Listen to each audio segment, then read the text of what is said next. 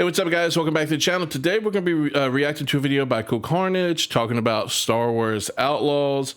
It's a game that Ubisoft put out that, honestly, I don't think has done very well. There's not a lot of excitement around it. You have your Ubisoft stands or Star Wars stands on Twitter that will preach praise and glory about Ubisoft in this game, regardless of how good it is. But I just haven't seen a lot of positivity. So let's go ahead and look at this video and see what he has to say and go from there. Oh. I can't think of any franchise celebrated as much as Star Wars. As a diehard Star Wars fan, I was very excited for Star Wars Outlaws. What?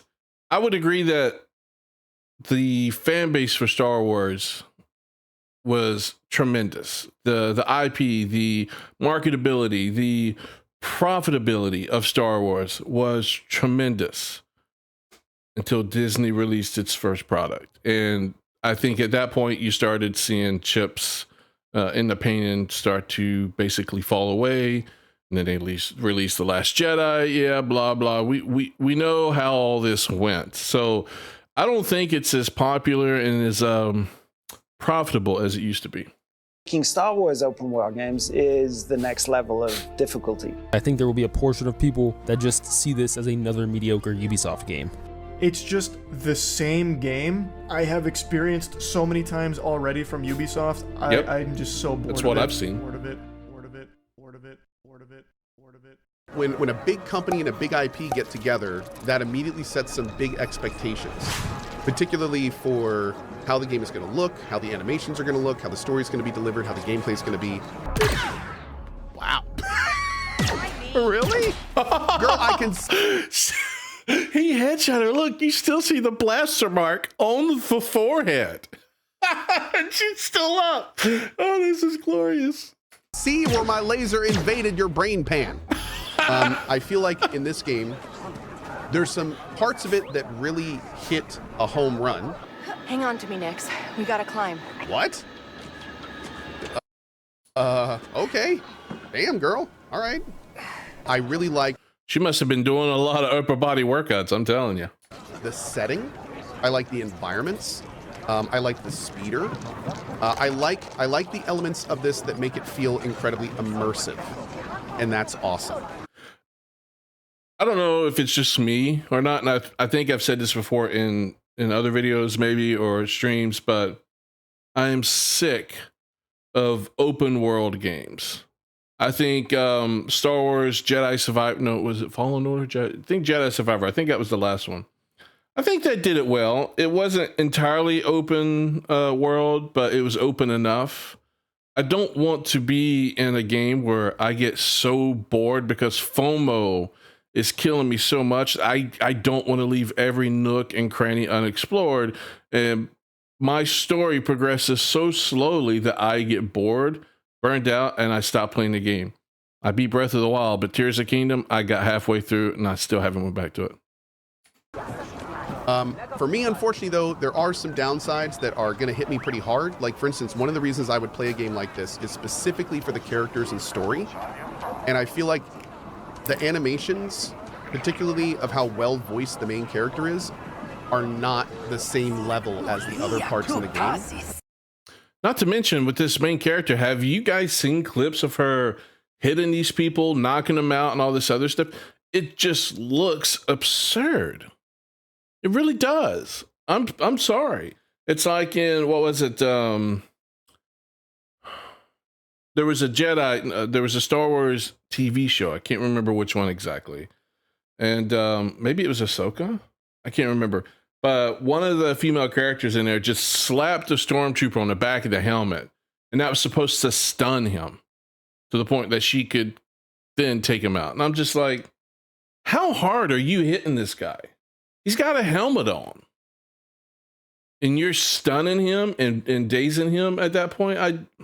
I know we're supposed to have some sense of suspended disbelief or whatever, but I'm like, at least try to make it believable. Try just a little bit. Come on. I just need my data spike fixed. Oh my God, look at that face.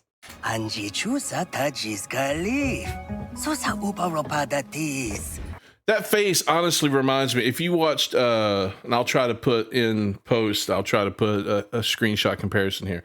But if you've ever seen The Boys? No, not The Boys. The one with Homelander. Maybe it is The Boys. Anyway, Starlight, one of the female heroines in that show. There was drama surrounding her when going, I think, between season 3 and season 4. She got like the face suction or whatever, where she's like, I mean, that's what I think of when I saw that face just now. I'm like, what are you doing? That's not a realistic face. You're doing such a discredit to the face model or the body actor or whatever you want to call her that you're basing this character off of. I have to admit, it's a bit concerning seeing how much they're focusing on the cinematography and the presentation of the characters with the quality of the lip syncing. And that plus the more kind of on rails gameplay, that makes me personally less invested to see where the story goes and to continue exploring the character. I think for some people it's going to be fine, but I am somebody who, like we talked about earlier, I tend to even subconsciously set large expectations for games like this. Antisuckiness. That's a word that I came up with. And what antisuckiness is, this works for all things in life, but it's for games mostly. Antisuckiness is when you're anticipating something so much that things you normally like suck. That's kind of where we are with this. I think that Star Wars fans he came up with a run new around word in the Star Wars world will get that with this game. I mean, the setting is cool. Well, I think the antisuckiness, I think that was a word. I think the reason that's going to be such a thing in Star Wars, like you mentioned, is not just because this game is people have such high expectation. I think so much crap, the quality of everything they've put out has been so horrible. People either don't care or you need to be perfect for them to come back because they are such in a negative position at this point, negative mindset about your product, that they're going to nitpick the hell out of everything you do. And you know what? Yeah, that may be unfair to you, but you put them in that position. You have to hit it out the park and essentially make it almost perfect to start bringing some of those people back. And sadly, Disney and Ubisoft, I just don't think they're capable. The character is clearly like super well voiced. The voice actor's just killing it. Look at it. Yeah, I think this is going to be. Look how beautiful she was. Voiced. The voice actor's just killing it. This looks nothing like the person in the game. Nothing. What the hell did you do to her? Seriously.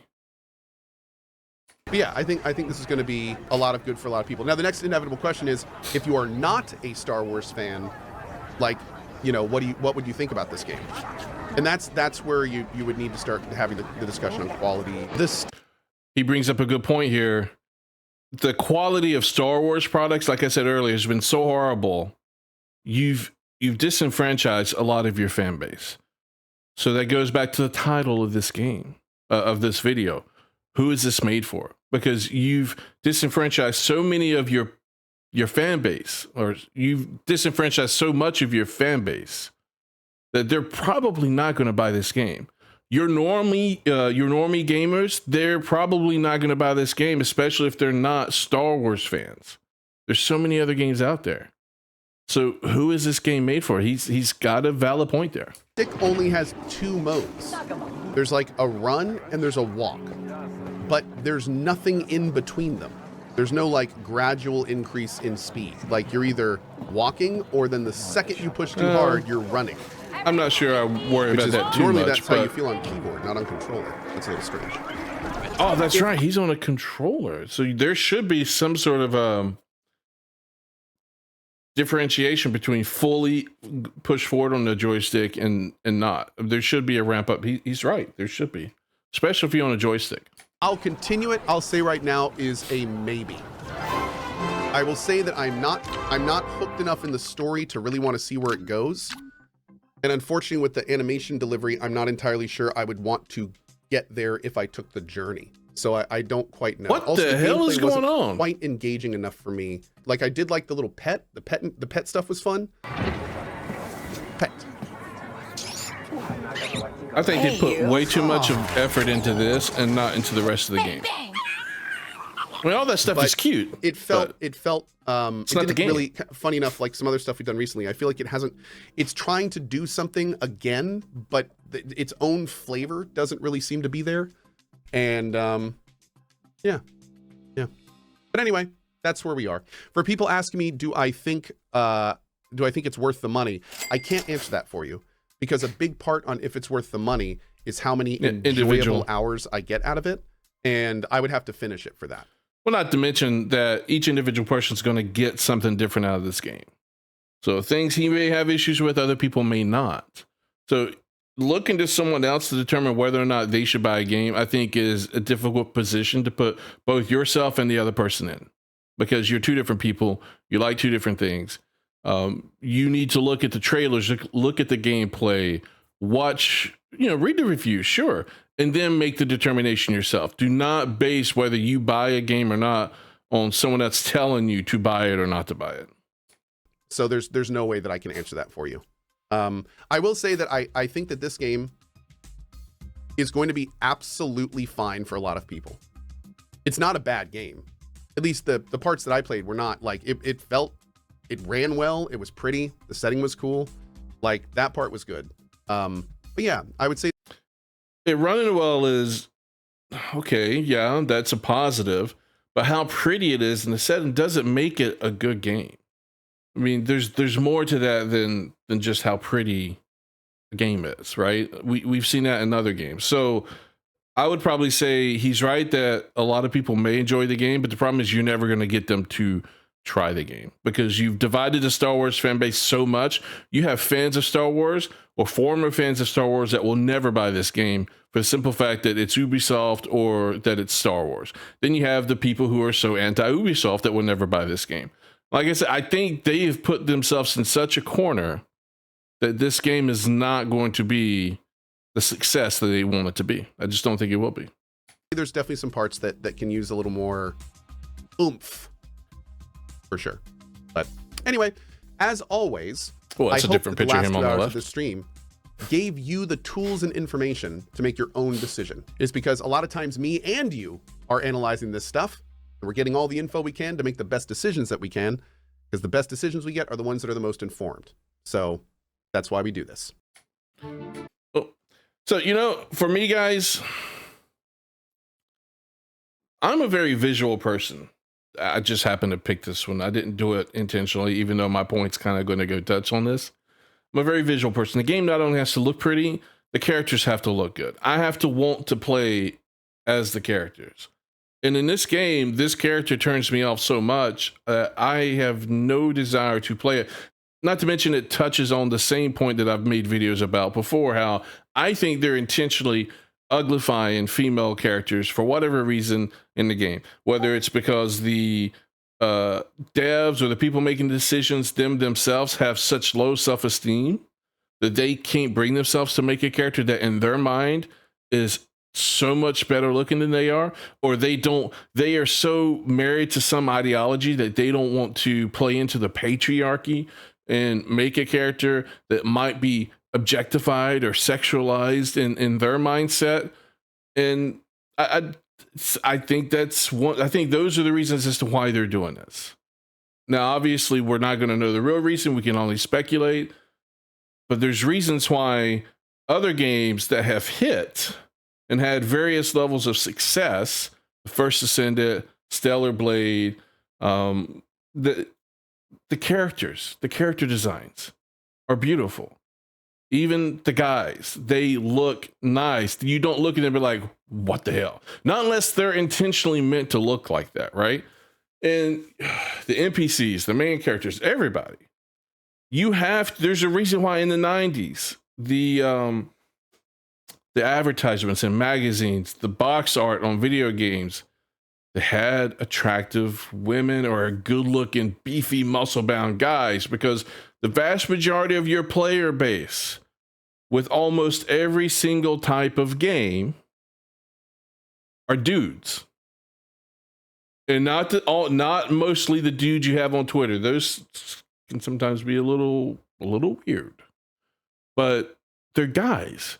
You have to get their attention initially, and guys are very visual. So the characters need to be nice. They need to be attractive. They need to be, on some level, anywhere between, yeah, she looks good, to, oh man, I would like to fuck her. They don't have to all be fuckable, but they have to be attractive.